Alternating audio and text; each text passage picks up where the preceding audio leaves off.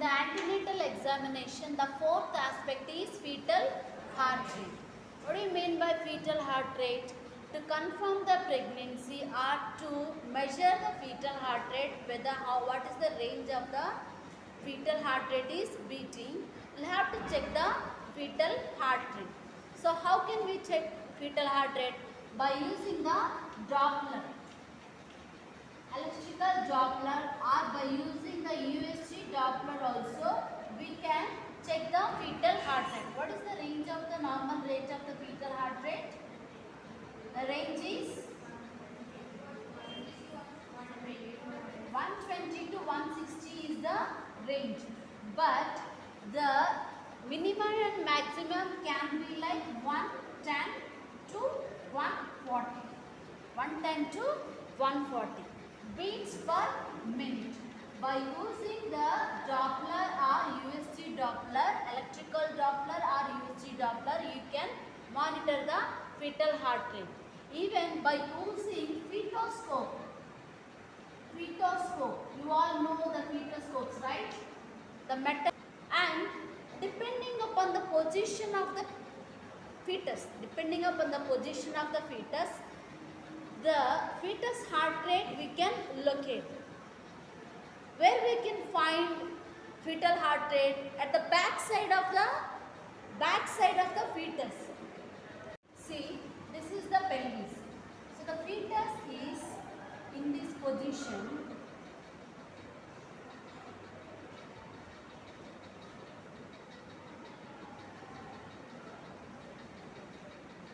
So where we can find the fetus heart rate? Back side.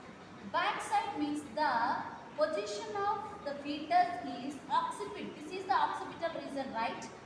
This is the occipital region. Right occipito anterior. Here we can hear the fetal heart rate on the right hand side of the mother, on the back side. If the fetus is on the right occipito anterior position, don't get confused. This is the occipital region, right? The occipit region is there anterior to the pelvic region. Anterior to the pelvic region. That is the reason, and it is lies towards the right side, right occipito anterior. And if the baby is opposite side, this is left occipito anterior. Then we can hear to the fetal heart rate on the left side of the mother's womb, towards the center point or towards the umbilical side, left side, and posterior sacro-anterior, sacro-posterior. So in the sacro-anterior and sacro-posterior, where is the back of the baby? Where is the back of the baby? In case of sacro-anterior, it is just middle line. So we can check the fetal heart rate in the middle line, just near the umbilicus. Whereas sacro-posterior, we cannot, like, it is not so clear, though we can hear in the middle line only. Baby's heart is just far away from the middle line, so the baby's heart may be like unclear. The baby's heart rate may be unclear. But with the Doppler and all, we can check. Understood? Now, let us see the fetus relation with the uterus. When the fetus is there in the uterus, the fetus position, lie, attitude is changing alternatively. What do you mean by fetus relation with the uterus? How the fetus is present in the uterus? How? What position? What presentation? What lie and what attitude? Depending upon the four aspects, we can detect the relationship of the fetus to the uterus. The first one is lie. Now the first one is the lay. Lay is nothing but how the fetus is present in the womb. Most of the in 99.5%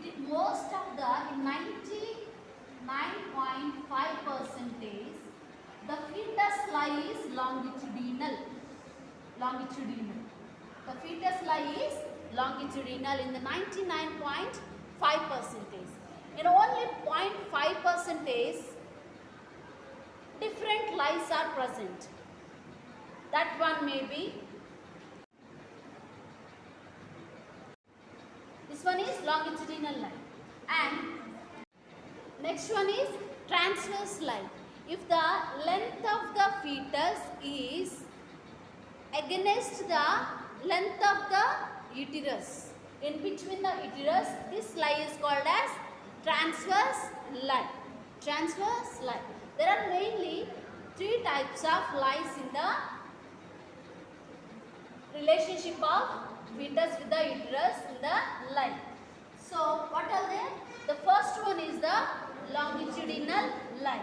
The longitudinal line is nothing but the length of the fetus is just about the length of the uterus, in middle of the uterine line.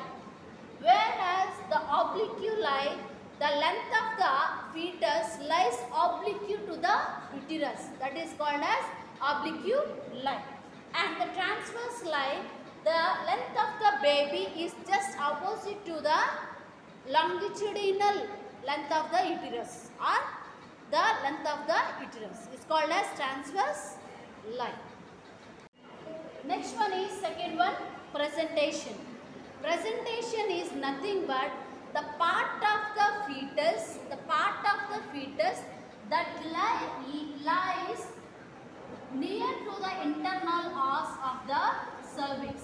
Near to the internal os of the cervix, that is called as line. Near to the internal os of the cervix. The presentation is nothing but the part of the fetus that lays near to the internal os is called as presentation.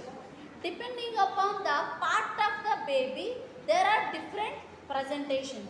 For example, cephalic presentation, brow presentation, that only brow presentation, face presentation, vertex presentation, shoulder presentation, breech presentation, leg presentation. How many types are there? Cephalic, brow, face, vertex, shoulder, breech and leg presentation. In case the head is present, that is called as cephalic in common. But under the cephalic, these many are there: brow presentation, face presentation and vertex presentation. I already explained you that the brow is the frontal bone site. And pragmatic presentation also there, right? Brigma presentation is there, sir, right? If anterior fontanella is there at the presentation part, at the internal os is called as pragmatic presentation. Face presentation, if the facial features of the fetus is at the internal os side, face presentation. Vertex presentation means the part between the anterior fontanella and posterior fontanella, that is called as vertex presentation. And shoulder presentation. In case of transverse line, baby presents with the shoulders. In case of transverse line, shoulder presentation. And breech presentation, nothing but the bumps. The breech presentation is nothing but bumps comes first, or bumps are present at the doorstep of the internal os, that is called as breech presentation. Leg presentation means if in case the legs are not flexed, the legs are extended, before the breech comes, the leg comes first, that is called as leg presentation. presentation. Depending upon the part that present in front of the internal os, that is called as presentation. Depending upon the part, there are many presentations. There are brow, face, vertex, shoulder, bridge, leg and pragmatic presentations. Okay, next one is the position. Position is nothing but how the position of the head of the fetus in the pelvic. The pelvic is divided into 8 diameters. The pelvic region is divided into 8 diameters and the 45 degrees angle. In 45 degrees angle, the pelvic is divided into 8 diameters. In 8 diameters, in which diameter the fetus head is present or the fetal body parts are present. That is called as position. Position of the fetus in the uterus. So, the first one is the occipito-anterior. You can see the occipital bone is anterior to the symphysis pubis or anterior to the pelvis. That is the reason this is called as occipito-anterior. And left occipito-anterior. The head of the fetus is just tilted towards the left side and the occipital region is left occipito-anterior position.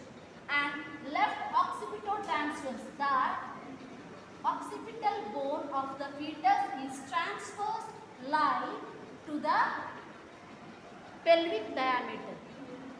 So, left occipito-anterior, left occipito-transverse position. Next one is left occipito-posterior. The occipit of the fetus is present left side posterior. This is anterior portion of the pelvis. This is posterior portion of the pelvis. So that is the little towards the left side. Left occipito-posterior position.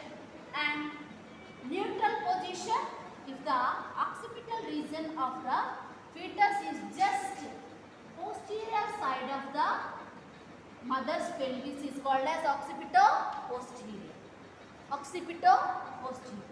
And it is just towards, it tilted towards the right side, then this is called as right occipito-posterior. And right occipito-transverse if comes to the transverse position. And right occipito-anterior, finally it reaches the anterior portion. So depending upon the position of the fetal head or position of the fetus in the uterus or in the pelvic region, there are 8 positions. There are 8 positions. Occipito-anterior, left occipito-anterior, left occipito-transverse, left occipito-posterior, occipito-posterior, right occipito-posterior, right occipito-transverse and right occipito-anterior. So, by dividing the pelvic region of the mother at the 45 degrees angle, they divided the pelvis of the woman into 8 diameters. Depending upon the, whichever diameter the fetus head, on that the fetus head position is different. Right? Next one is attitude. Next one is attitude. Attitude is nothing but how the fetal parts are in relationship with one another. How the fetal parts are in relationship with one another. Nothing but how baby is flexed inside the womb. The most of the attitude is flexed posture, right? The attitude of the fetus is flexed altogether.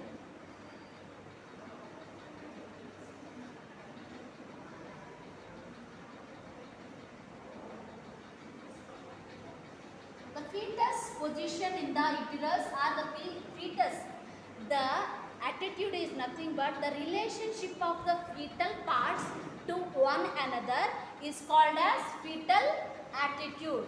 Fetal attitude. The fetal attitude is flexed. The fetal attitude all usually, especially during the term pregnancy, because there is no place to move, right? But during the early pregnancies, during the early time of the pregnancy, the fetus is having most place, right? Much place is there to roam here and there or to move here and there in the mother's womb, because the fetus is not grown. When the fetus is grown fully by term 36 to 40 weeks of gestation, fetus doesn't have place to move. So the fetus attitude most of the time is flexed. All the parts of the fetus is flexed along with the head, legs and hands. All the extremities and head all flexed. Even the spine of the baby also flexed. By that it accommodates in the uterus. What we have explained, fetus relationship with the uterus means there are 4 aspects: life, presentation, position and attitude. Depending upon these 4 aspects, we can say what relationship the fetus is having with the uterus.